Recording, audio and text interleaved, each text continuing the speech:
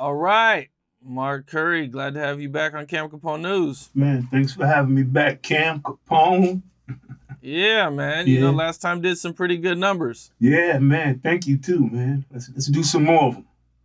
Yeah, that's what's up, man. So we'll dive right into the thing going on, man. Diddy kind of beats his case. He beat the most serious charges, the sex trafficking and the RICO, but he did get convicted of prostitution over states. But he beat the most serious charges, so it does look like he will see freedom at some point. We don't know his sentence yet. So, hmm what was your reaction to it, and what did you think?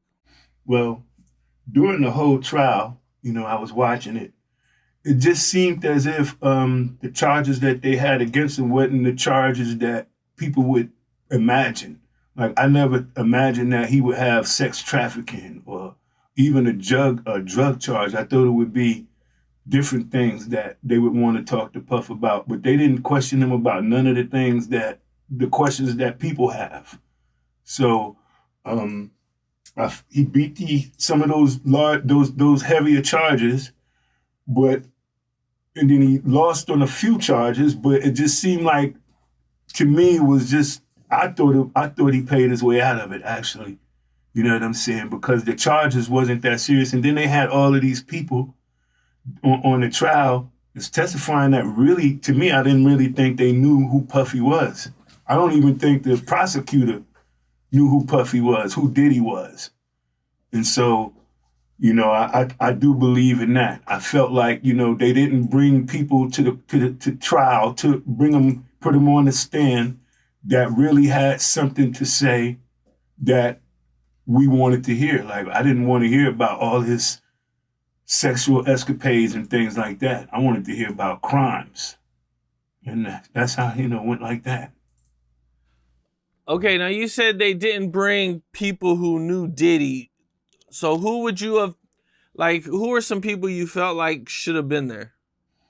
People who were in business with him longer, that really knew him since the 90s. You have like old managers, um, like examples, they had Capricorn Clark, but it was another girl named Norma that used to do what Capricorn Clark was doing. It was another lady named Mita that was doing almost what Capricorn was doing. And those people to me probably knew Puff more than a lot of the people they had on that trial. Capricorn knew him for a while, and bless her, I know where she's from. She comes from around the neck of the woods that I came from, but not a lot of men that I felt that were worthy that really knew him. You didn't see a lot of that. Like, not that I wanted anything to happen, but like some of the charges that they said that got him into this. The what's the guy's name who started all of this by saying that him and Cuba Gooding Jr. Was Little Joe. Rod. We ain't hear nothing from him. And I thought that, these were the things we were going to hear about. It was like he was hushed.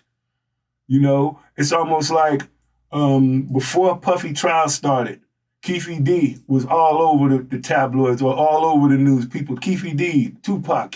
But once Puff trial started, you didn't hear no more from Keefe D or that charge or whatever that was going on there.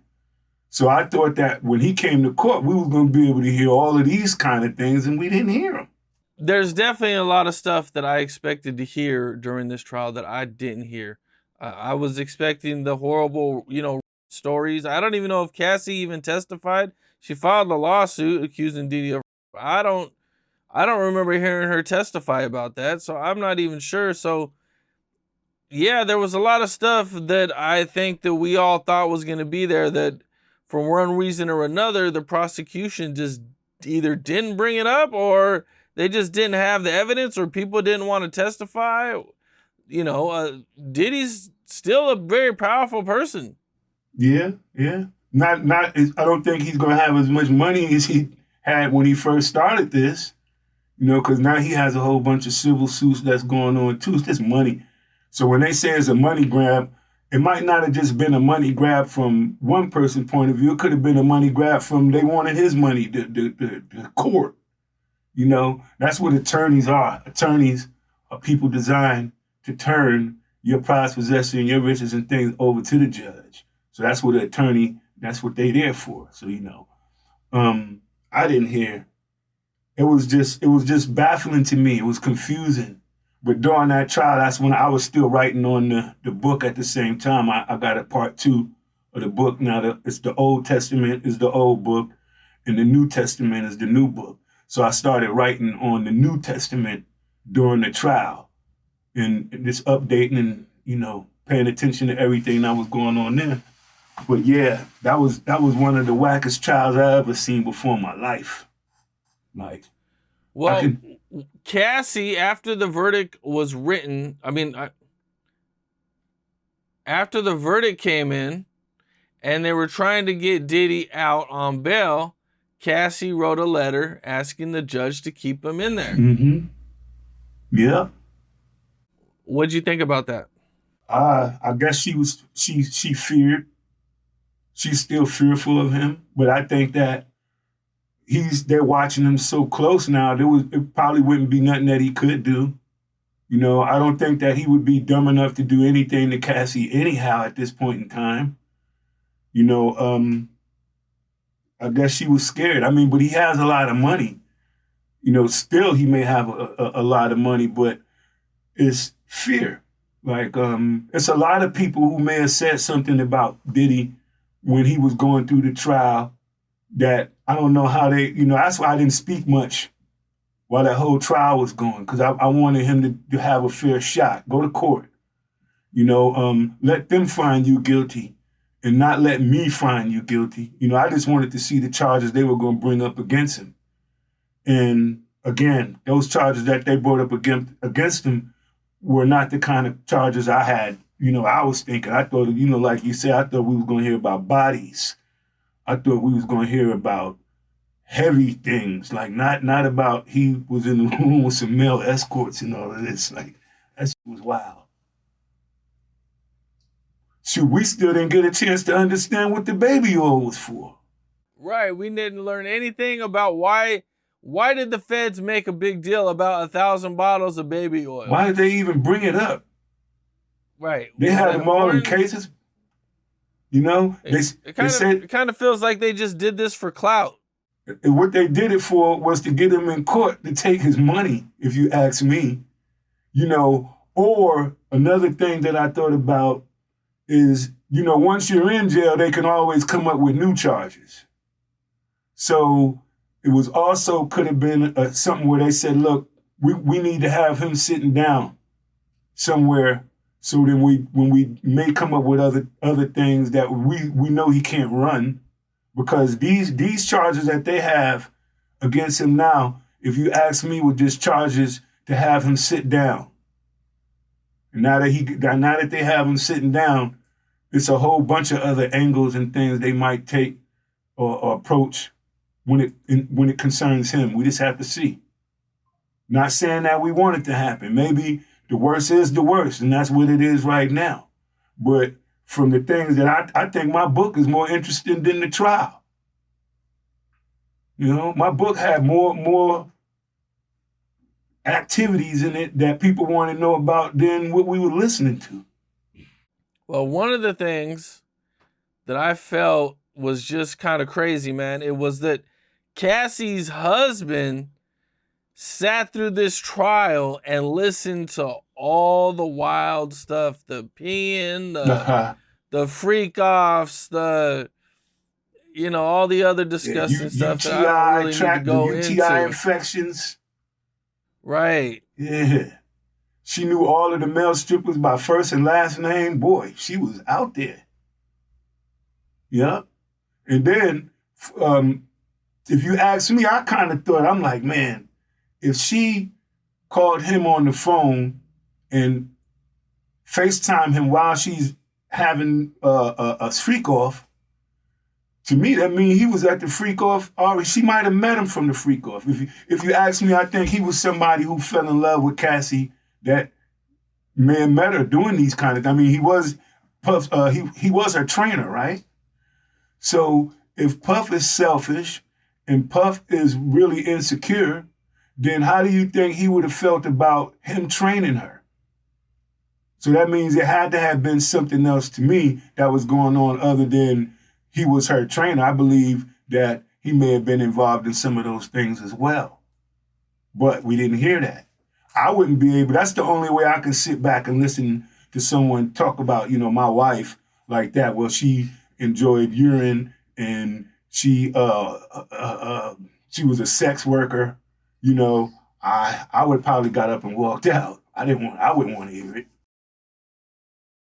Yeah, that was nuts, man. It definitely, like, yeah, I wouldn't want to hear it either, man. I think I gotta There's a get lot out of of that things I learned courtroom. about Puff. I did not want to hear it. I didn't want to learn about all of those weirdo things that, because everybody have their own vices. Everybody do their own thing. But I just can't believe we just went to court to find out that this dude was a freak. And they had the nerve to say it's called the freak off. And back in the days, we used to have a thing called the Freaknik. So it's like, I don't know. Isn't it crazy how they've turned the word freaky around to where now it means somewhat gay. It can mean gay. Like when they say, "Oh, he's freaky," it could mean like he's gay. They've completely, they've changed the meaning of the word now. Yeah, all of the words changed. Prostitution is called trafficking. Yeah. Having a little bit of drugs now and here, it's called trafficking. To you, like, wow, this is not a lot of drugs. You know what I'm saying? And I couldn't imagine them saying that he was, trafficking or moving drugs or something. Like, he don't have to, I never knew Puff to personally carry drugs on his person. Never knew that. So, during the trial, Kid Cudi testifies, and I think everybody was kind of surprised to see Kid Cudi testifying during this trial. We didn't have no idea he was going to testify. We heard the rumors about him possibly being involved in some stuff, but that was kind of crazy to actually hear him testifying about all this stuff. Man, if you ask me, I think he was in the parties too. But when they said that they blew up his car, and when you think of a car being blown up, you think of the bumper over there, the windows blown out, the car's on fire, it's burnt. The only thing that I saw messed up in that car was his seat. And it's almost like how my car looked when I used to be smoking weed in my car burnt up just like his car was burnt up. So, and they said that it was, he blew it up, arson. And I guess it didn't work. Because this car definitely was not blown up. I think that was attempt arson. Yeah, I don't know what happened with all that, man. That was kind of, that was crazy to hear, man. Yeah. Soon as I saw that, I knew something was wrong. Then I said, something ain't right. Because they saying that he blew up a car that ain't blown up. You want to see a car that's blown up? For sure wasn't Kid Cudi's car. Yeah, and they just cut his roof and put a bottle down there. I'm like, man, what is this? And this is what we going to court for? This car ain't blowed up. Blowed up is total. He could have got in that car after and drove it still. I bet you it's still cranked. Probably, yeah. When you think of explosion, that engine ain't cranking up no more. When you think of explosion blowing up, no more engine. But well, people are still scared of Diddy. People are still worried that if he gets out of jail, he might go after some of these people who testified against him. Ain't nobody testify. Who, his workers? Well, I mean, aside from people just testifying, a lot of people have did interviews about him, and he's a lot of people have said some bad things about Diddy. Yeah, but he also had a lot of those things pulled down, and he also at the same time was suing a lot of these people at the same time. So, who all is he suing? Man, if I'm not mistaken, or you don't quote me on this, but if I believe Peacock may have gotten in some trouble, NBC, just Google it. It's some of these companies that were doing documentaries. I think he filed some charges against a few documentaries. You know, and then that NBC. also explains why a lot of people didn't say much about him during the trial, because he was coming back suing people. And then if you think about it, while he was going to trial, I don't really think that we should have been talking about him anyhow. That's why I refrain from saying a lot, because it would let him go to court, you know, and it would have been something real terrible if we would have said we're responsible for his downfall in that area. If I'm gonna be a part of his downfall, it's just gonna be about career-wise, like, you know, what could you have done in order to help not only my career go further, but other artists who were on the label's career go further. So we didn't get a chance to really meet the Puffy, the Diddy that we know. We got to meet somebody that was just created not too long ago. Right. Well, he's suing Peacock and NBC for $100 million over a documentary. I never seen this documentary. Yeah, see? But did you see the documentary? No. Mm-hmm. I ain't watched much of him. I mean, he was all over the news. You didn't even have to watch much. You can just turn on the TV and hear everything you want to hear. Well, that's everything that they were saying about him, but not necessarily what we wanted to hear. But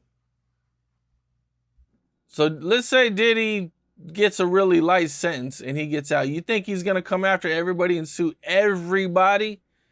If they don't have anything to back it up, like if you're just talking, hearsay, something like that, if you don't have like facts to actually back what you're talking about, I think that you can be tried for that. You know, this is why you have to reference everything that you're going to say. Make sure that what you're saying is correct. But as long as you reference it, there's nothing that he can do if you're speaking the truth, and the truth is backed by facts. So a lot of these things that we saw in this trial that just took place, I didn't see a whole bunch of facts and facts backed. I didn't hear nothing solid in this case, bro. You know, and I guess that's why the prosecutor got fired too, didn't she? I just seen that. Yeah, the prosecutor, yes. She out of a job now. Why do you think they fired her? She probably sucks as a prosecutor. It definitely made the feds look bad. Or man, she made some money and quit. She could have point shaved on this one. She could have threw this game. She threw this one. That's probably what, man, I cannot believe we put trust in you to be the prosecutor against this guy. And this is what you did? Was she brand new at prosecuting? I don't know. Do you know what she got fired for? I don't know what she got fired for, but the fact that she got fired right after this trial, either when he paid and he gave her some money to not ask about certain things and bring people up, if that was the case, then she made him, I quit too. Okay, she resigned. Wow, resign. How's she just going to resign after this? Come on, man.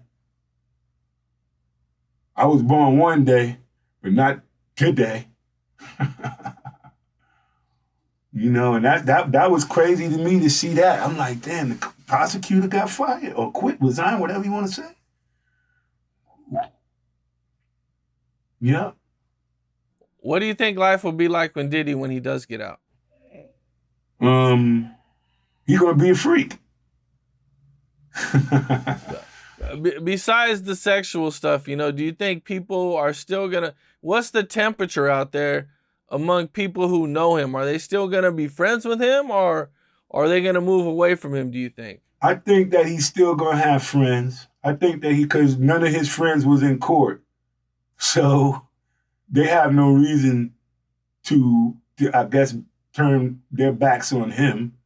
You know, but I do think that once he comes out, when he does come home, people are just not going to look at him the same. Plus, if he has to do 5 years or however many, he's still going to have to do a little bit of time. So if he ends up having to do a little bit of time, by the time he comes out of prison, he'll be probably 60. So at 60 years old, life changes. You know, you're probably not into the clubbing no more. You're probably not into saying you have to have the nicest vehicles because life is just changed for you at 60. So when he comes home, he's definitely going to be a changed man. Man, okay. I seen an interview with Roger Bonds on Vlad TV, Mm-hmm. and the Shout out headline Roger is Bonds. Diddy told us to punch Gene Deal and Mark Curry in the face if we saw them. Mm-hmm. Yeah, I didn't like that. I didn't even like, I think the dude Vlad talking about, oh, he was been running Mark Curry. Yeah, he's been running his mouth. I'm like, well, that's why I never really talked to Vlad either. You know what I'm saying? Because he never really did an interview with me except for I think that Pierce Morgan thing and I kind of got on him a little bit. You understand? Like, this is the first time me and you are talking, and your job is to make sure that people like me are on your platform. Like I'm on your platform. This is the second time. Thank you again. You understand? So he obviously can't be on the right side of the team if he's not given the opportunity for the people who need to be heard. You know, Roger Bond said that, and whenever you see Mark Curry put hands on him, but then you remember the story Roger Bond said about when I saw Puff's head of security in the club, and when I saw him, he said, um, it's only 2 times I take off my glasses.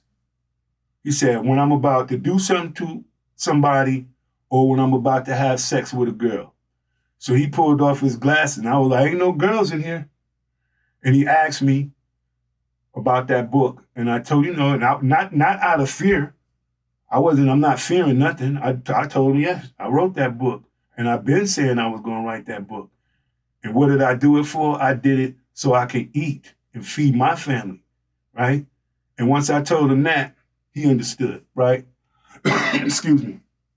So right after he said that, one of Puff's other security guards walked up, and it was like 2 of them, because I guess they were all off duty, at a bar relaxing. So it was 2 more. One of them, I can't remember his name, but he was like, Mark, tell him what you told me a long time ago at the office. I said, listen, be careful hanging around Puff, because any event something happens and you have to pull out something and pop on something for him, he's not going to be there to help you or support you. So you got to always keep in mind, no matter just because you with him, be careful about what you're doing around. Like in the book, when they went and had the problem with Steve Stoute after he did the Nas joint, the You Can Hate Me Now. When he did that, everybody that stormed out that room with him damn near got in trouble. But I was there, and I said, I'm not going with him, because if I had to go somewhere to do what he's doing, he's not going to come with me. So what would I go with him for? I don't feel his anger. I'm not going to hit nobody for you or nothing like that. Same thing like with Bonds probably saying, I'm not going to hit nobody for you. Just because you say when you see him put hands on him, and ain't nobody ever seen me, I guess. And if that was the case, I would have been suing him. If anybody damn near put their hands on me, I might try to sue Puff for it. You understand? Now, you talked about the Steve Stoute situation. So, can you take me through behind the scenes what happened?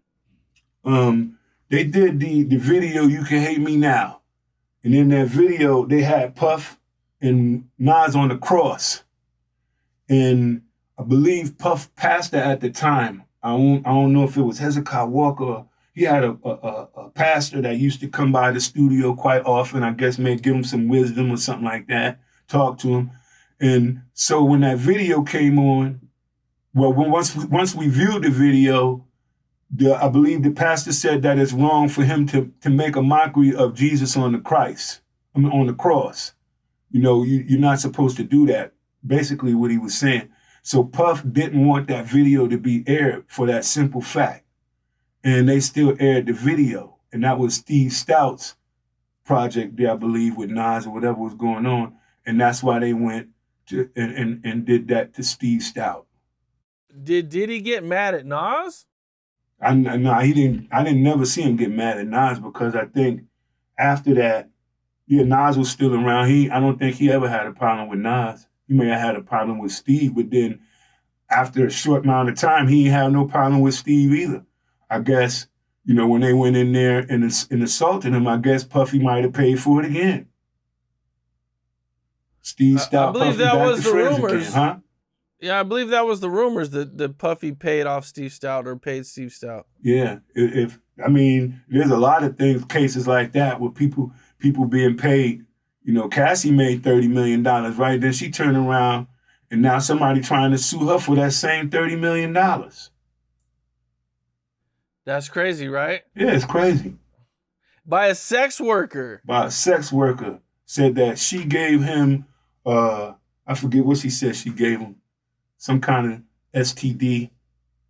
It's a lot of things people didn't understand about this case. Like, the whole time when all of this stuff was going on, I was expecting them to say, hey, Puff was at a sex party and, they saw somebody touching his butt or something like that. Or he was actually active and involved in what was going on with these male sex workers. When I heard them say male sex workers, the next thing I was listening for was, was he involved in this?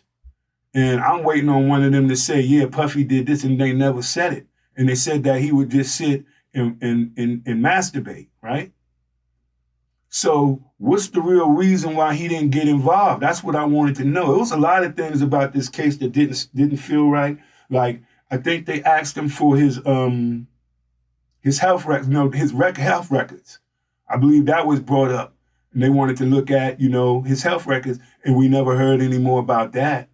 Because I wanted to hear them say if there's anything wrong with him. Why are you not participating in these things? Like, some people may not do it because they can pass something on to someone else.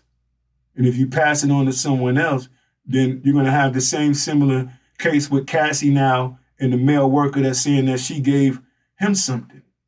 Just think about how many people may have said, Puffy, and if she gave him something, and Puffy was with her, then who gave it to her?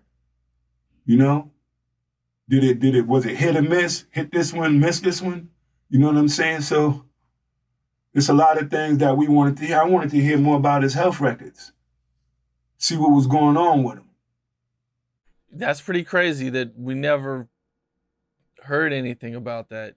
Yeah. Diddy never, I think a lot of people were surprised too, man, that Diddy never really hooked up with any guys. And we've heard all these stories about people saying that Diddy has hit on them and Diddy tried to hook up with them and all this stuff. And, during the trial, we just heard a lot of weird stuff. We didn't really hear about stuff. Who wants to know about him putting rubbing and stuff on his man nipples? Oh, you know what I'm saying? I'm like, man, that might have been the worst thing I heard of the whole trial. If that was true. And I'm like, damn. Well, didn't she say that they went into another room and that's when he put the man juice on his nipples? I believe so. Yeah, I believe she said she used to have to get it and then, run with it to the other room to give it to Diddy. Right. And nobody ever saw that happen. Right. So what's the chances of it? I mean, if it did happen, I guess it did if they saying it did, but good God, only Puffy knows if he put the man juice on his nipples. Man. I don't even see the purpose in it. I don't, what's all the baby oil for? Use the baby oil. All that baby oil, you got to use these men juices? That didn't make sense. Baby oil would be a better option. It would be, and it doesn't seem so weird. You'd be like, Puffy put baby oil on his chest. Pretty self-explanatory, nothing wrong with that. But when you take man juice and rub it in like this, that ain't right, man. That ain't right, man. Something a little off, for sure. Something ain't right, but I seen that Diddy is selling his LA mansion. Yeah, he was trying to sell that joint, the $61 million joint, right? Yes. How much they was trying to sell it for last? 20 million, right? Let me check. Yeah. You should. I think it was another thing that came across that said Diddy was trying to sell his $60 million mansion in Los Angeles. He had it on the market for like $20 million. Why? He was trying to liquidate his assets, try to get rid of it because he has so much going on. Now remember, he has a lot of civil suits going on. Did you see 50 Cent when he sued somebody who used to work for him and took their house? I seen that. They stole money from him though. I believe it was like $3 million they stole from him. Yeah. And the house was worth $1 million. I believe it's something like that. Yeah. But you see, he sued him back and got that man's house. So you understand, yeah, Cam. You know, when he comes home, a lot of people feel like, I think when he come home, he's just gonna have to be a good guy. You know, something changed. You know, what I always say is this, Cam, is what we just noticed is I had to, part 2 of my book, I call it Say Goodnight to the Bad Guy. Because what actually just happened was a character assassination, and that bad guy is no longer here. Puffy is no longer the bad guy no more.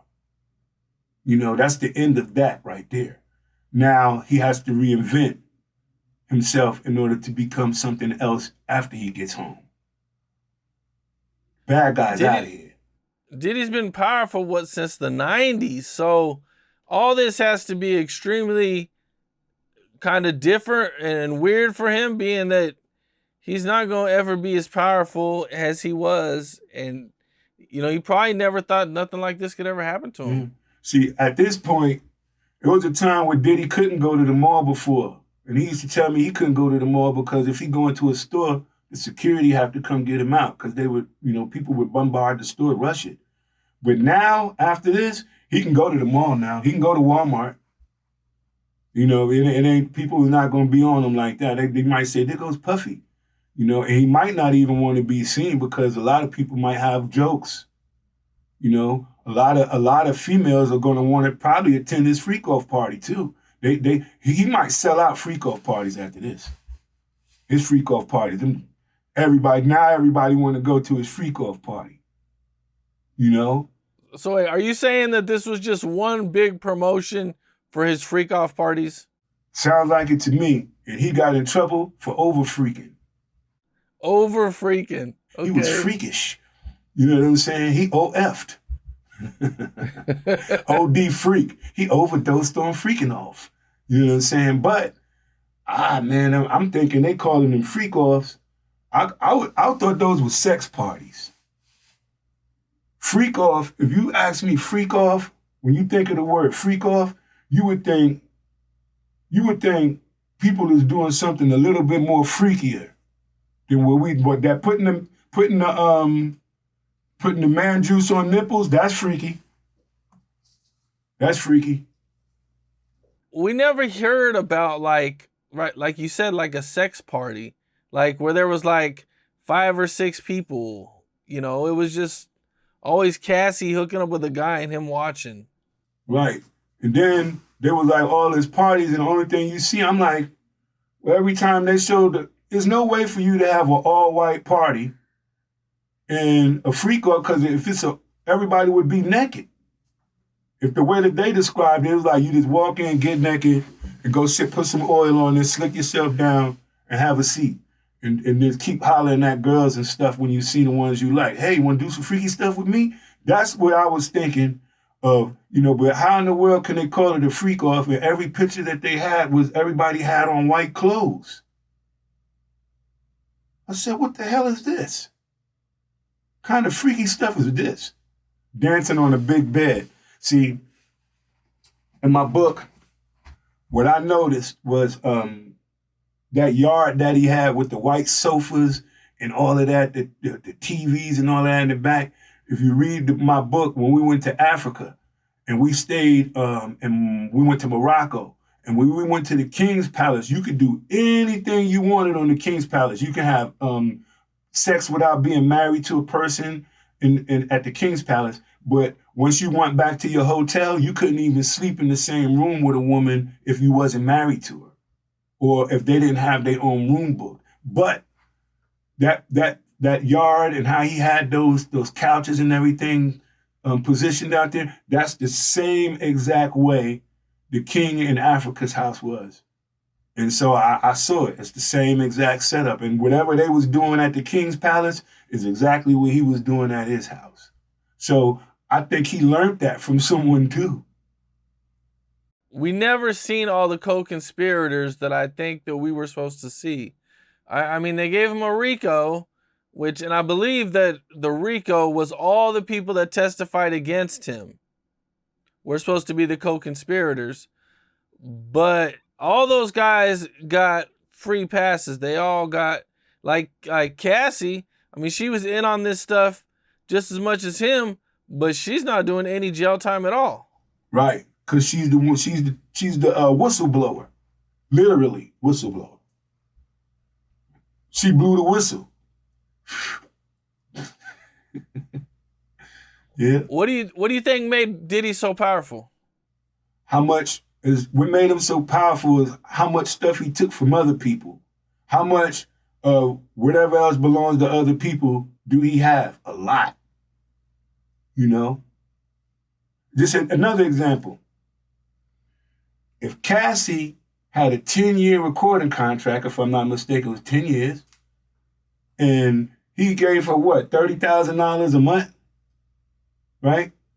Something like that. Don't quote me on it, but I think that's what they said. Now, $30,000 a month times 12 months is how much money? $360,000. $360,000? That's $30,000 times 12 months.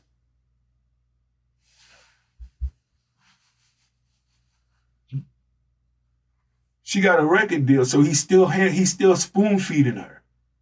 You understand? It's like you know. Imagine making $500,000 a year and hanging out with Puff. You're gonna blow all your money in about a month. $500,000 is not enough to hang out with Puff. You're gonna go broke. How much have you seen him spend at one time? What's the most? I never really seen him spend a whole bunch of bread, like, except for this. Puff didn't even carry money. He didn't have no money. You could ask Puff for $10. He wouldn't even know what that was. Let me get $10. He don't know what that is. He don't know what $50. He don't know what it's like. He probably, even if you say, man, I'm hungry, he don't know that. You know, some people will think that everybody should be eating. You know, there's no reason, like, I can't imagine nobody not eating. That's probably how he thinks, but he doesn't know some people are not eating. He just may not get it because he's always eating. Everybody around him has been eating, except for the ones that really worked hard to help him become who he is. Those are the ones that didn't eat. So you say that Diddy stole from everybody. So you're talking like publishing and songs and Record things that deals. actually... Yeah. Record deals. Just think if you got 10 artists and Arista, you sign the Arista Interscope, and then they give you a deal for 10 artists. How much money you think they're going to be done gave you for that? Quite a bit. Millions. Pop millions, 30, 50, 100. So then once he gets that, if he don't never drop the album on him, like, I never got an album, then where did the money go? Right. So a lot of people don't know. Like, I've heard a lot of people got screwed like this. They'll get signed to somebody. Like, I had a friend who told me he got signed to Akon. Mm-hmm. Well, the record label gave Akon the money for his album, but Akon blew that money on something else, and his album never came out.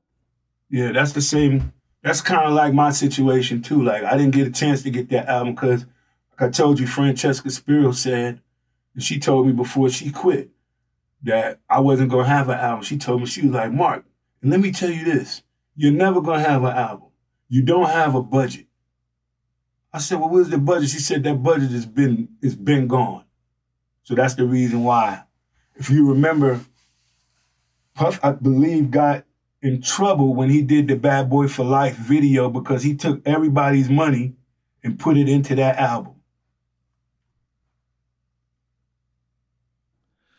Okay, so that was so instead of doing a collaboration album, he was supposed to do solo albums for everybody because you were on the main single. Yeah, yep. We should have had solos like right after that song, after that Bad Boy for Life. I should have had an album coming out right then because it was my time. I was hot. The world was checking for me, but I didn't get that album. You know, I recorded song when I go to the studio to record song. I just didn't even know my budget was out of there like that. A lot of people probably get in the music business and they don't even really know they don't even know that this is possible to happen. Yeah. I mean, if and you have artists that you have no intentions on ever releasing these artists' album. You just want the Arista, Interscope, somebody to give you a big old check, and then now you asking, how does Puff get so powerful? There it is right there. You know, but he don't have a job no more. He doesn't work for Ciroc no more, right? I believe Ciroc dropped him, yeah. Yeah, he doesn't have a job with them anymore. Because that's when he really had a job with them. But I think he got fired. They ended their business relationship in 2024 following a legal dispute. Combs had partnered with the company to market Ciroc vodka in 2007 with an initial 50-50 profit split, but now that company is the sole owner of Ciroc. Right. Remember, in the case, what happened was they were supposed to have been growing agave or something for him, right? And they never grew the agave. The agave, you know, the stuff that was supposed to go in the tequila. Look that up. His beef is they didn't have the agave. That was it, and that caused them to break up their whole deal. I just don't think he couldn't produce. You understand? That, and then also when he said that they discriminated against him, which is, you got to peep the case. He said that they discriminated against him and they wouldn't allow his liquor to be on certain shelves, like Don Julio and all of those other liquors they sponsor. They didn't market Ciroc or DeLeon, however it was going, like they did other liquors, right? So he gets upset and he says it's discrimination, right? And when you thought about it, you say, how in the world could he say it's discrimination when he's been discriminating? He discriminated against everybody. You know, even Francesca Spiro before she left Bad Boy. Rest in peace to Francesca Spiro. She's no longer with us. After she left Bad Boy, I believe she sued him for discrimination as well. She sued him for discrimination because he fired her and said that she was too old, I believe, to do the job or whatever. So she sued him. And then he turned around and said the company discriminated against him. I want to say he discriminated against me because my album never made the shelf. So while you're complaining about them not putting your marketing and putting your alcohol, three things. He gonna get mad because they not making his liquor more accessible for us to buy and get drunk. Like he wants them to promote more liquor to us, you know, to people. That to me, that wasn't right. You know what I'm saying? You know, people like your alcohol, let them just go get it from. You don't have to say, you know, I definitely like you can't promote that kind of stuff. I think, you know, alcohol kills. Just imagine how many people died drinking Ciroc. Think about how many people went into a party that may have passed out or died drinking Ciroc. You know, that's something that happens. Well, it says right here that the company refuted the claims of discrimination and stated that Combs breached their partnership agreement. Mm-hmm. And if you know, just imagine when he went into Uptown. When he went into Uptown Records, talk about, think he was just unstoppable, untouchable. That's when he came up with Bad Boy around that time. So, you know, just imagine how he was going into that Ciroc office and tripping there. Like, because he thought he was bigger than the actual brand. You know, these people have billions, a whole bunch of billions of dollars. And I think that when he went against them and his approach that he was taking towards them kind of backfired. And I think they put a lot of energy and time into making sure that he understood who he really was. You know, they showed him.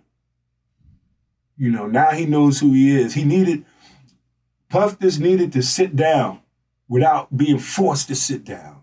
They forced him to sit down now. When the only thing he had to do was just sit down himself, figure it out, you know, find your spirit, your good spirit side. Get rid of that bad. No, we grown men now. We can't keep going around calling ourselves bad boys. What'd you think about during the trial, them talking about Puff was popping pink pills with Obama's face on it? I just don't understand why did they have Obama's face on the pills. That's all. He could have had, they press him up, I guess. They stamp him.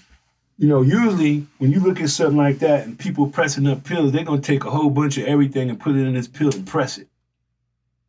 And I guess he has some kind of fixation of maybe for Obama, I don't know. Didn't Obama go to his parties? Did Obama attend Puffy's parties? See, it's a few things. And I think that during this case, if they ever was to know, maybe let's say Obama was in his party, then now you can see why they covered that up, because now we're talking about a president. We're not going to bring that up. So that's probably why you didn't hear any more of it anymore. Other than that, he had pills with President Obama's face stamped on them. That was all.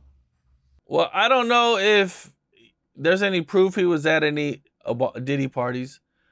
You know, Trump was at a Diddy party before. A lot of famous people were at these Diddy parties. I don't think I think there's a picture of Diddy and Obama together in a house.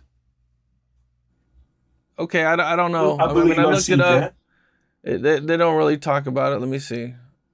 Okay, there is a picture of them together in a house, but it doesn't look like a party setting. Oh, here's look like a party. Here's Diddy, Trump, and Melania. And look what looks like a party setting. Right. So I don't. I mean, just off of briefly looking real quick, I don't see a party setting. Right, them but together. Even when they said the freak offs and all of that they described it, we didn't see it either. I didn't see it. I know it was a party. A lot of people was there. If he was there. So then now what you're looking at is, do you bring him in for questioning, or does the president say, you know what, don't ask me nothing? The president is powerful enough to keep this from hitting court. Yeah, I mean, there's really no way to tell. You know, we'll probably never ever know if Obama was at any of these parties. Yeah, well, I know they're friends. As long as they're friends, then there's something. Well, Trump had talked about maybe even pardoning Diddy if he didn't get a fair trial.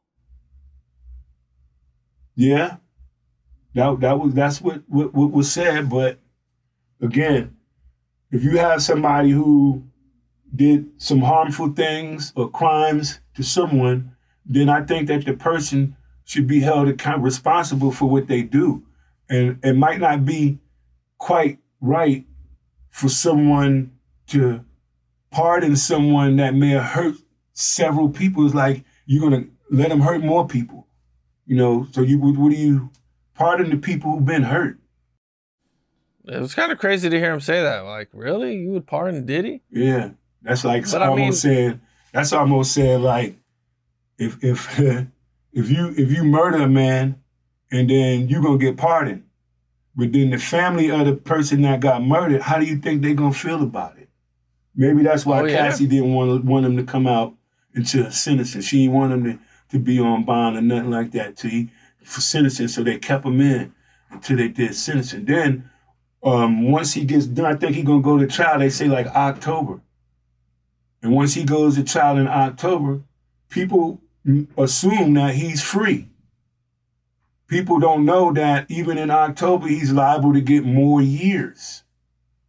You know, he may not get as many years as people may have thought, but he's going to get some time. Matter of fact, Yeah. he's doing time right now. He's almost been in jail for a year and some change now. Yeah, and you know, one thing that I just seen is that he's doing rehabilitation for drugs and domestic violence. Yeah, so when he go to court, he could say he took all of these classes, and hopefully the court will be a little lenient on him because they see him trying to better himself. That's what that always happens. You get in trouble with drugs, go take a drug class, man. They'd be like, and they're going to think like, wow, you took the drug class. Yes, I did. Right? It probably takes a little bit of time off the time he's going to have. Plus, there's no better time, other time to do it than right now. You know, while he's sitting down, you might as well do that. Maybe if you ain't got your diploma, take a GED. You can do all that stuff now sitting down. You know. Right, he don't have nothing else to do. He don't have nothing else to do. But he took all of them tests, but he wouldn't take the test when they asked him for the tests, see what's going on with his body. Let's test and see what you got going on with you. You know, let's run a test on you, the whole you. Yeah, test. You know. That's good, though. Now he's doing that. But I took a drug test before. I took a domestic violence test, one of those classes before, too. Family violence. I had the Family Violence Act, meaning I think I was just arguing with my wife in front of my kid, and that got me in trouble. Mm-hmm. Really? You can't argue with your kids in front of you can't do that. You can't argue with people in front of your kids, and if you can get in big trouble for that, or anything you do in front of your kids. So, yeah, I had those things. I had to take the test. I had to take the drug test. I had to do that just so I can get you know, they wouldn't hold me for those charges. Just for arguing in front of your kid? That's crazy. Yeah, you argue with your girl in front of your kids, Google it, FVA, Family Violence Act. You know, that's serious. And they'll put a restraining order against you and you can't go home no more until I don't know how long they try to keep you out the house. But you can't go, you know, they'll put a restraining order. You can't be around them. They catch you around them, they're going to take you to jail too. Sheesh. Wow, that's crazy, man. Now, you put out this first book, and I take it Diddy didn't like it, so he sent, you know, he told anybody if they see you to do something to you. But why do you think he didn't, like, try to sue you or actually try to do anything about the book? Because in the back of the book, I have a bibliography. And everything that I spoke about in the book, I backed by court dates. It's not, so you don't have to say I said it. I can just say it was said, and here's when it was said and who said it, right? That's the only way you can write a book or something like that, because you just can't say what you think. And that can be indefinite, was it a character? Was it a definition of character, was it? Defamation? Defamation, a character, right? Which is a form of death. Like his character got assassinated. You understand what I'm saying? The bad guy, that character's out of here. You know what I'm saying? So that's a character assassination. Do you think guys like Gene Deal have anything to worry about being sued with Diddy? As long as what he's saying is factual and not just talk. And if you hear him saying things and nothing does happen to him, that means there must be some truth to it, you know. But, you know, but going back to what you're saying, like when you see Mark Curry put hands on him, like that right there is a threat. You telling somebody when you see me to put your hands on me. Are they being paid while you doing this too? Are they on the clock? Because I would hate for you to be using them on the clock to put their hands on me. That's why if something was to happen, I think I would have sued. Man, that would have been one of the best things. I wish he would have did that. I'm suing. I'll be all right. I wouldn't care if he stepped on my foot. I'm suing.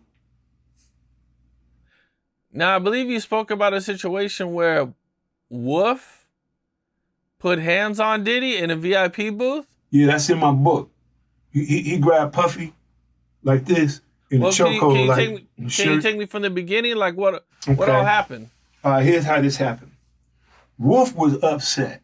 He was running around very upset because he wasn't making the money that he needed to be making. And he was complaining he had an old BMW. He wanted another car, right? So Puff actually had cut Wolf off, which he does to a lot of people. You know, when you have someone like him and then he shortchanges you or cuts you off, you're like, what am I going to, like Capricorn Clark? She said that after she got fired, she couldn't find no other work. She had to go back, right?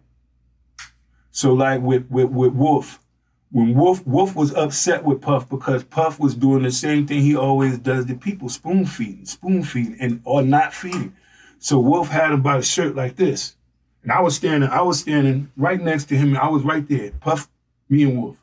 And my friend Jay Reed was right there. And he said, you know, usually when we're in the club with Puff, you know, we'll go take over the DJ booth.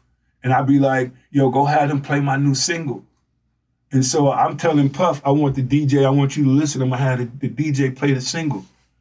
And so we sitting there. My friend Jay Reed goes up. He gives the DJ the song. Puff didn't even want them to play the song. He didn't want it, but Jay Reed said, this is your artist, and you should listen to his song, right? Then during that time, Wolf was right there too. Wolf had got angry with Puff and grabbed him like this by the shirt, right? And in the VIP booth, it might have been about maybe 10 tables and couches. He touched Puff face with every couch. Every couch that was in the VIP booth, he was boom, make sure your face get it, boom, just like that. Yeah. That was the first time I ever seen somebody really put their hands on Puff. Besides his girls. His girls will beat him and scratch him up too. Now, so Puff and Diddy weren't working together. They ran into each other at the club, or you think Wolf went looking for him? Puff, no. When he cut him off, Puff started hanging out with a whole nother security team. People, I think he started hanging out with another crew. This totally cut Wolf off. It was like, your services are no longer, I don't need you to protect me no more. I have these people that's going to protect me. And that's why he wasn't making that money. I think he would make $3,000 every time Puff goes somewhere. And now he's not making that money. His family at home, his home and the lifestyle he was having at home was seeming to deteriorate. His girl, usually when you got a girl and you a man and your home and your finances are not together, that can break your relationship up. And so he was going through all of that. So it's like, if I know you, I know I could take your money and I know you're going to have problems at home with your wife. And how did this end? So Puff security didn't do nothing to Wolf? He's the security. What, are you going to turn around and beat himself up? Ain't nobody going to do nothing to Wolf like that. They know who he is to Puff. You know? And the crazy thing is, if he used to be a security, he definitely violated that his job. I can see why he never got hired back again. And just think about how hard it was for him to move on to do something else. What you gonna do now? You gonna go back to the streets? You can't go back in the streets no more. Don't want to do that. So what was he supposed to do? Look at me. When finances get you, what am I supposed to do? And it's crazy when people see you and they see you might be broke or going through something, and then they be like, damn, ain't you Puffy's friend? Like, they think this because I'm Mark Curry or I used to work with Puff that I don't have no struggles. You know, it's hard to borrow money sometimes because you can ask somebody for some money and say, why are you asking for money and you got Puff? Ask him. You understand? But that's not the relationship. That's not how that works. So now you hanging around somebody that's rich and you don't have no money. That's very expensive. You taking all your bill money from that you got from home, and you taking it and blowing it, hanging out with him, trying to roll with him. Nah. Mm-mm. Did you ever see Meech and Diddy hanging out? Yeah. We tours. I think they used to want to come around, ride on another bus, do the tours, Miami. Yeah. Meech was, very much so. He had a group called Boys in the Hood. I remember them. Jeezy was a part of that group. Yeah. That was, I believe that's Meech's group. Let's look it up. Yeah, let's look that up. And I think Block was like the label at first is Block. But Block and Kim Porter was good friends. If I ain't mistaken, Block might be from Columbus as well, I believe. Jeezy was definitely used to be around Meech. Yeah, I've covered that extensively. Okay, so over here, I'm not seeing anything that the Meech had anything to do with Boys in the Hood, even though it says that they supported Jeezy, but they don't really say anything about the group itself. Diddy did sign the group. Block. But Jeezy was in that group. Right? Right. Jeezy was the star of the group. Right. But I think the group got signed after Wolf got killed. Okay. Now that's kind of strange. Very strange. But these are the kind of things I wanted to hear when we was going to court. This is the stuff I'm like, I'm waiting to hear this stuff. You ain't hear nothing about that. You ain't hear nothing about nothing that you want to, you probably know. We probably know more about him than they did in court. What was Diddy and Meech's relationship after Meech got shot by Wolf? They hang out. You got to read in the book, like they go to parties. Meech went with us to Africa. Him and T. That's when you see me on the picture with the holding up the champagne bottles and, with the pilot uniform on, because we took over a whole plane, Soul Plane. So Meech and them came to Africa with us. Wolf came to Africa. Wolf Girl came to Africa with us. You know what I'm saying? And everybody was just happy, all of one happy people at one time, and then it all fell apart. And Wolf him and Rez ended up getting killed in Buckhead. And that was it. But I think Meech and Wolf had a friendship, and Meech did not kill any of them. Wasn't that whole situation over a girl? It was over right. Wolf. Meech, yeah, right. Meech didn't do it. Yeah, that's let me correct that. It was over a girl because Meech was, I guess Wolf's girl needed to make some money and she liked to hang out. So she would hang out with them, with Meech and them, right? She hang out with them, but she didn't have no money. They was kind of like giving her money. So, and I'm sure that was hurting him too, and he was looking for her that night and he was looking for them. And it was, the words were, we're not going to do this over. And that also is going to affect him because this lady who you calling actually my girl. So it's like somebody calling your girl a. You ain't going to like that. We ain't going to do this over no. Nah, don't call her, man. That ain't it. Then when he went outside, they knew that Wolf and Rez was outside laying on him. And when they went outside, I guess some people walked up behind Wolf and Rez and shot them both, killing them both. Damn. Okay, that's pretty crazy, man. Yeah, that's in my book. Were you and Wolf good friends? Very. That was my good friend too. I was with him the night that he got killed. I was with him. I went to Magic City. Me, him, and Rez went to Magic City. You got to read the book. It's in there.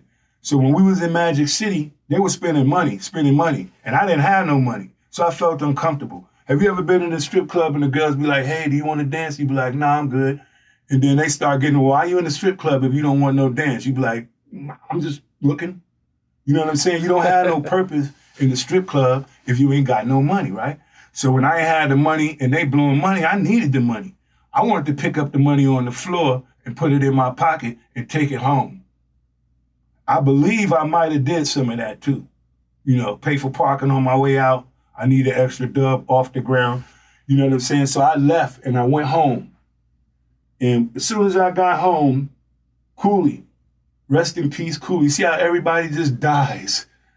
My partner Cudi came and knocked on the door and told me, come on, we gotta go. Wolf and Rez is dead.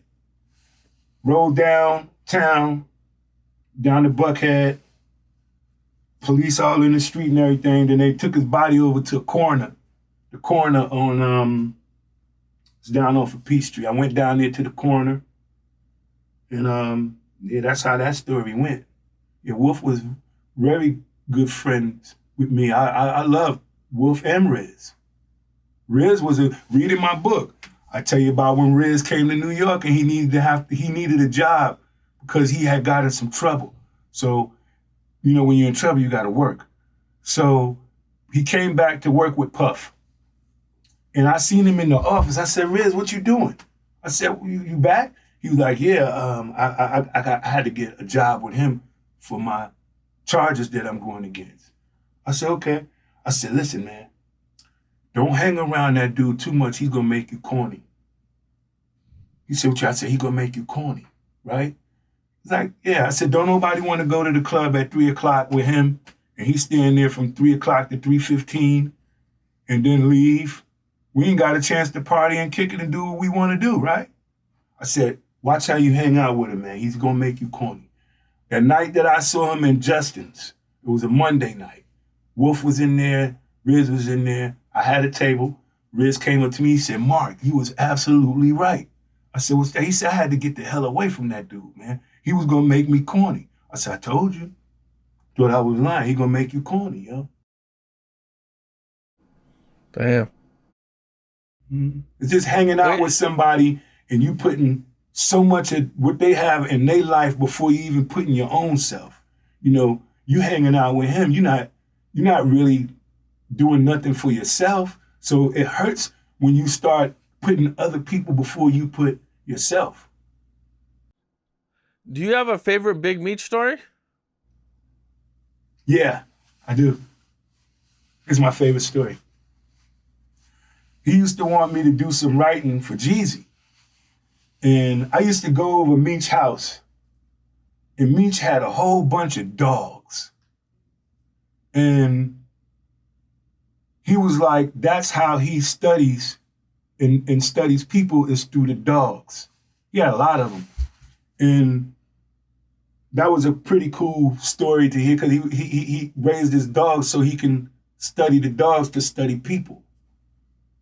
You know, okay, damn, the hungry that's dog, crazy. you got to, you know, it's having to feed your dog, having to let your dog go out and use it. You got to groom your dog, you know. That's why they call him the pet groomer. But then grooming, we can groom the dog, but we can't groom people. Okay.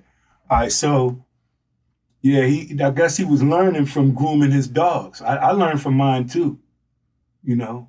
That was pretty cool. But I never ended up writing any music. He used to ask me to come hang out with him. Like, yo, come out, let's go out. Meet me at Magic City. He'll give you money. Put a bag full of money. Just put your hand in the bag and grab something, right? And at this time, what I was going through in life, there's nowhere in the world I'm going to give my money to no stripper. Not right now. I'd be like, if I give you my money, I'm going to need my money back.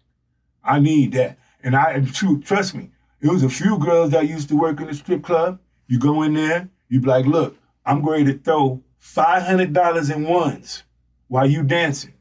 When they clean it up, I want you to go in the back and give me back $450.